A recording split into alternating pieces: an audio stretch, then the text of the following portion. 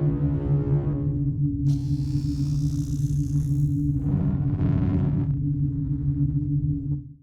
Team Orion and Gecko Cards have joined up to give you an excellent opportunity.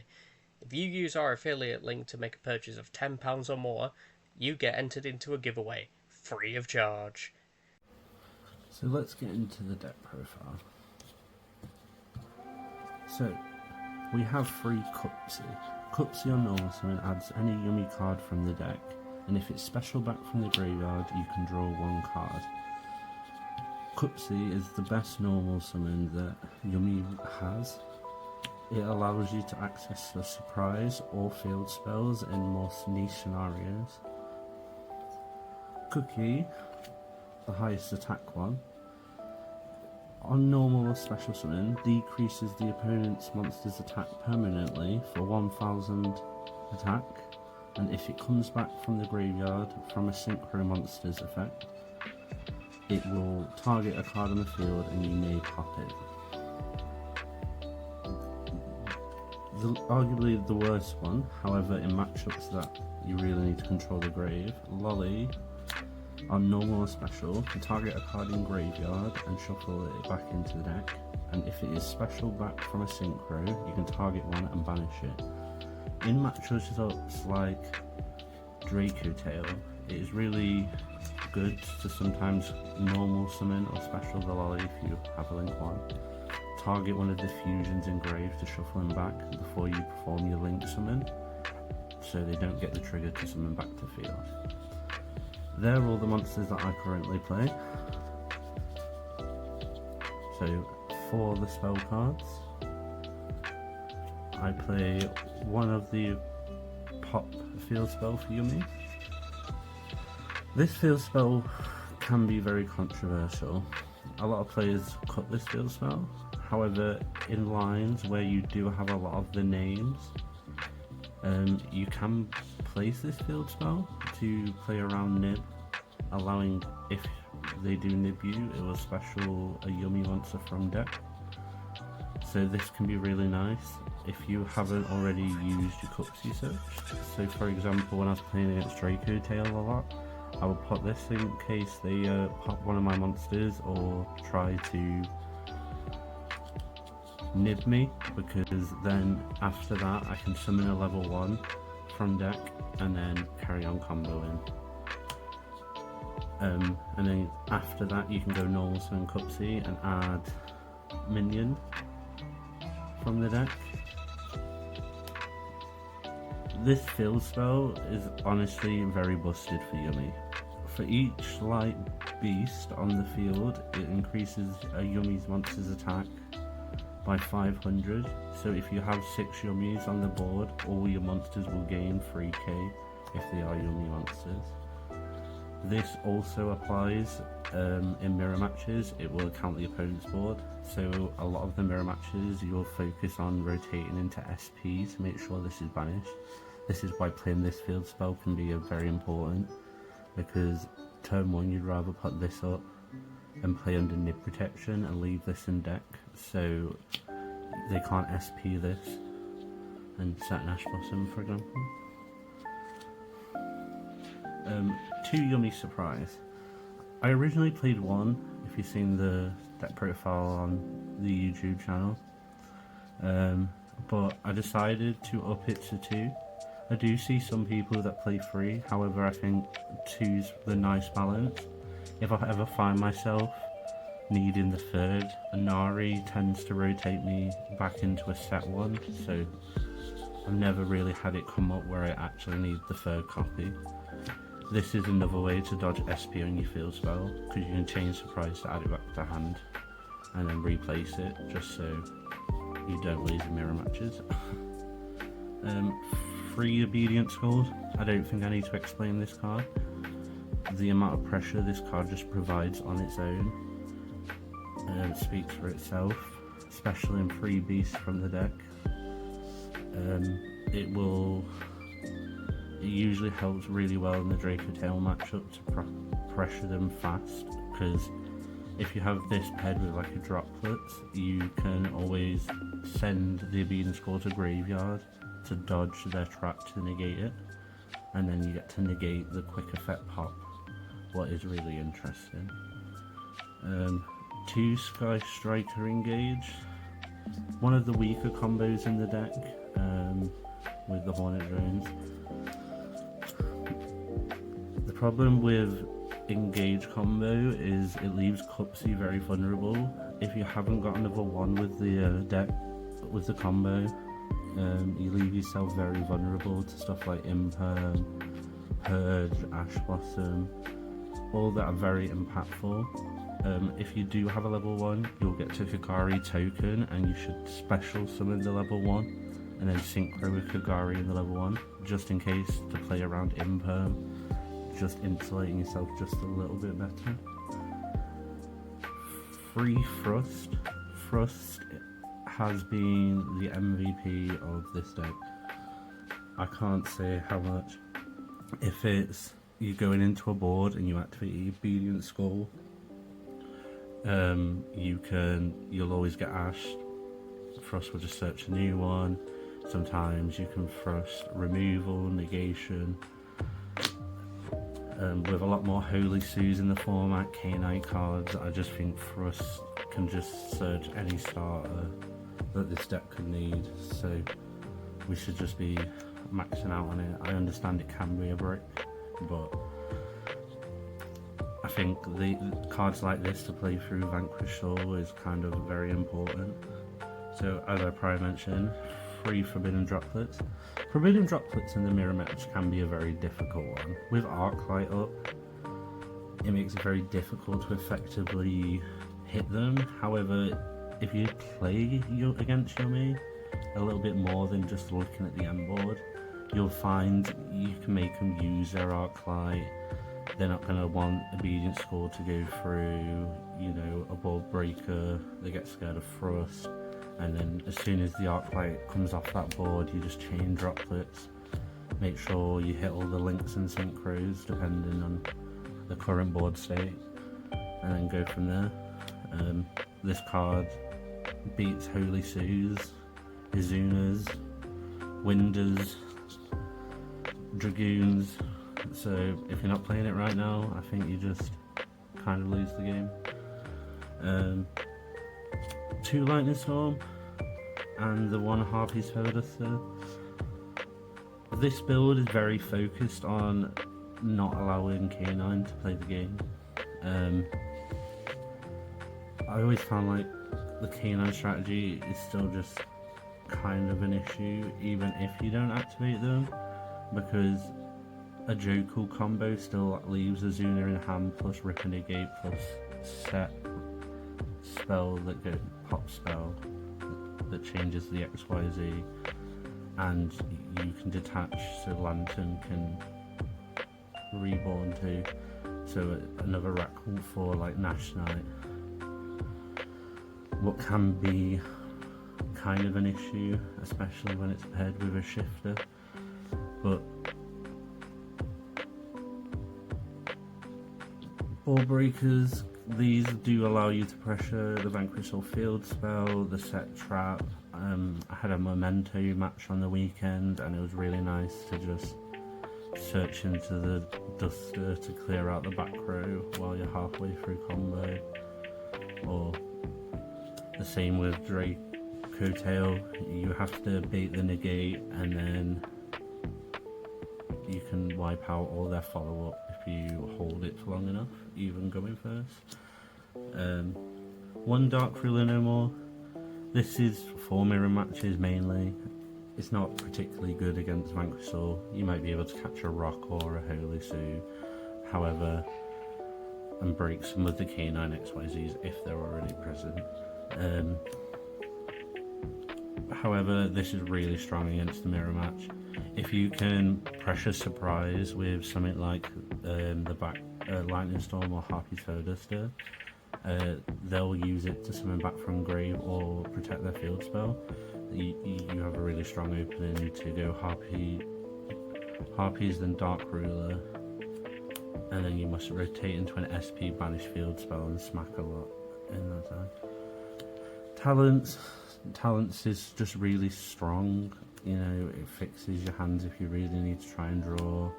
You can steal big dragoons that you struggle to deal with otherwise, or you can look at the Vanquish Soul player's hand and shuffle the correct attribute into the deck. There's a lot of versatility to this card, this format. One Call by the Grave. Hand traps aren't the biggest issue for Yummy, but having just something that can deal with Lupus from grave when it tries to come back out just deals with an extra Ash Blossom that might just be too impactful for the hand you've got. The One Pot of Prosperity. I try not to activate this card very much. I like my extra deck very. We grind through it pretty fast, so if I don't have to activate this, I will hold it. And if I feel like if I resolve Cupsy, I tend to discard it there, assuming that I don't need to already discard something else. Free Infinite Impermanence. Infinite Impermanence isn't necessarily the best hand trap right now. However, it is the only hand trap that does not proc Izuna. So, even though Yummy and Vanquish can dance this, I feel that we still need to like play it a little bit to respect Paradise Smasher, even though they have targeting protection Paradise Smasher combo. However, from this build, because there's no hand traps, that's not actually possible. Next, Free Songs of the Dominator. This card is hit and miss sometimes, but I've also had interactions where if it was anything else I couldn't win. Treating songs like a Forbidden Chalice while you have no monsters in graveyard can be very impactful. I've had a few matches where I've just only gone like normal summon Cupsy, and then they always, or Cupsy are a level 1, usually a weaker level 1, and then they'll go Holy Sue to attempt to steal, and you can chain songs to negate that Holy Sue, or Izuna's effect. So this can really help to protect you sometimes going into boards, and also if you get with Imperm, it's a triple negate combo. And finally for the main deck, Free Purge. Purge is probably just the best actual hand trap in this deck. Most people just forget about it most of the time.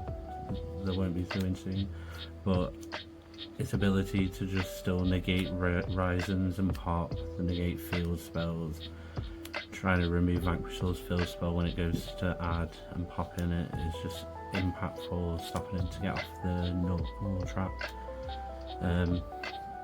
Not really much to say more about Purge. You just got to be slightly careful about its restriction, locking him out of Kagari. But yeah, that's it for the main deck.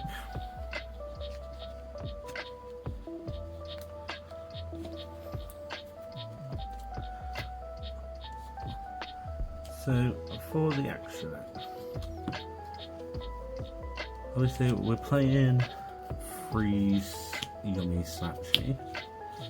Obviously this is the best link one in the deck. It places a field spell, and once per chain you can pay 100 life points to quick synchro. So this can allow you to play around Impel on itself, pops, negation. It's really strong.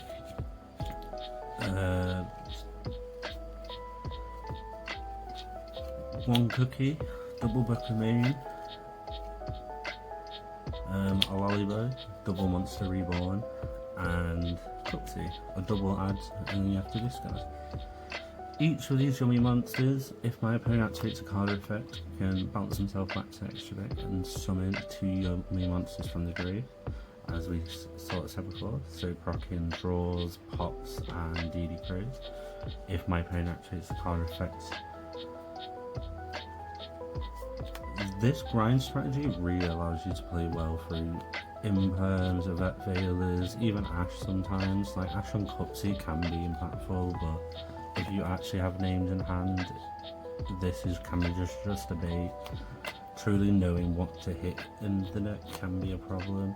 It's like, do you stop Cupsy to get the surprise? Do you stop Link 1 to get the field spell? Do you stop the Cupsy way to get extension? It can be a difficult question. For non-Yummy cards, the Wonkagari, it's the Link 1 that generates us, as I said before, the Cupsy way, so we must play it. One Link Spider. Link Spiders for Nibiru. Sometimes I have turned the Sky Striker token into the Link Spider if I purged, so I can open a zone downwards, so if I can get into a Snatchy, then I can sort of play a longer way there. A little bit more vulnerable to Nib, but it can sometimes open you up. One Anima. I used to play the Salmon Great, but I took hand traps out the main board, so I felt like Anima would be a better option. This very rarely comes up. Like, my opponents usually play around Anima. I don't have very many people misplaying into it, unfortunately. I wish it came up a little bit more. Cross Sheep. Cross Sheep's my out to contact C. I just worried that I was going to get locked out every game. I have never been contact C up to it. However, I just feel like keeping this out in my extra deck makes me feel a bit safer, because it allows us to turn like any level 1 or Cupsy and the contact C into this, and then you can surprise back the Cupsy, make Link 1, and then you get to place the minion, and then effect with the field spell to bring back level 1, and then we have full combo here. So it just gives us the effective arrows, and it's available under Obedient Scroll, so it does give us a lot of options. The one SP Little Knight. SP is crucial for mirror matches. You need to be banishing that field spell. If you see it lying around in grave, banish it. If it's in the field zone, this is very impactful until Marshmallow gets in, where this problem gets filled. And finally, Inari. Inari is honestly one of the best links in this deck. Allowing me to get surprise, reset, like you can reset Core the Grave, droplets, and I use this to win in time. So you basically get to Arclight with your field spell up, surprise back a body, make this, effect to set, and then you use Arclight to negate this. This will die and then effect because it was destroyed. You use the burn for 1,500 because you have a field spell up, burning your opponent for 1,500 in time. One Melfi. This could have been the second Arclight. I just felt like I needed another tool to be able to use. Be reactive, try and compulse back a monster that I think may be a problem. I have won one match of this, just pinging something back and swinging for damage. The Metal Marcher, an amazing connector to allow the climb up. Reborning this for free Link 1 material after also climbing towards the Arclight. Arclight just being a floodgate, an Omni negate. This card provides us a lot of pressure and a lot of fear to the opponent, and this is what makes droplets kind of weaker into the Yummy matchup if you're not playing around it effectively. And finally, we'll look at the sideboard.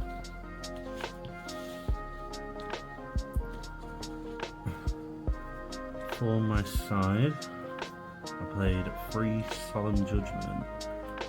Solemn Judgment's more for cards that my opponents bring in to break my board. Evenly Matched has medium impact. I guess you can remove stuff and just take away a lot of bodies if, extra Link 1s, the stuff that you can't get back. Ball Breakers, Dark Rulers, Book of Eclipse if you don't have Ash, just stuff that would be really impactful to your board. That's what Solemn Judgment's there for. Dreamer Cannon, one of my first targets for going first. In matchups that do really well, it can be really strong. Vanquish Soul, it has some level of impact. It can still be really difficult because they hide a lot of resources in the hand. So you'll do this and they'll just extend anyway.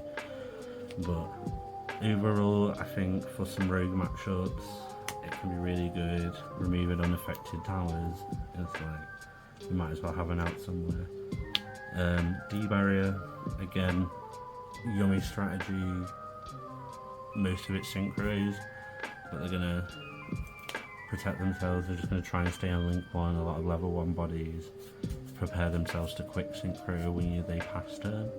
So as long as you can sort of break them bodies before they pass that turn, there's not really much they can continue to do. And evenly matched for going seconds.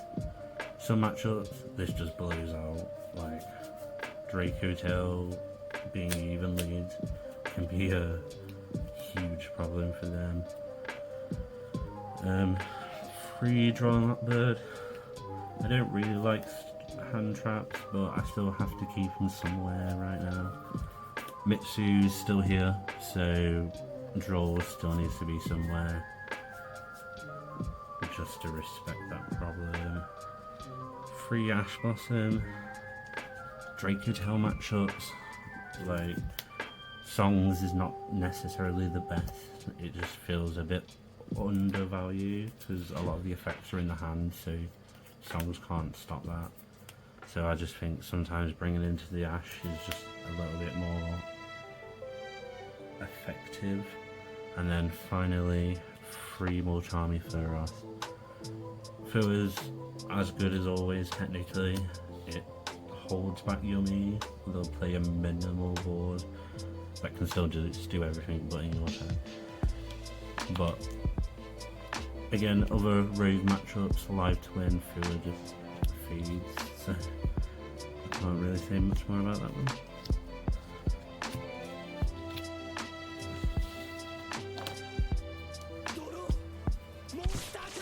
And yeah, that is my Yummy deck profile. Thank you for watching. Please like, follow and subscribe for more content. Thank you very much. So let's get into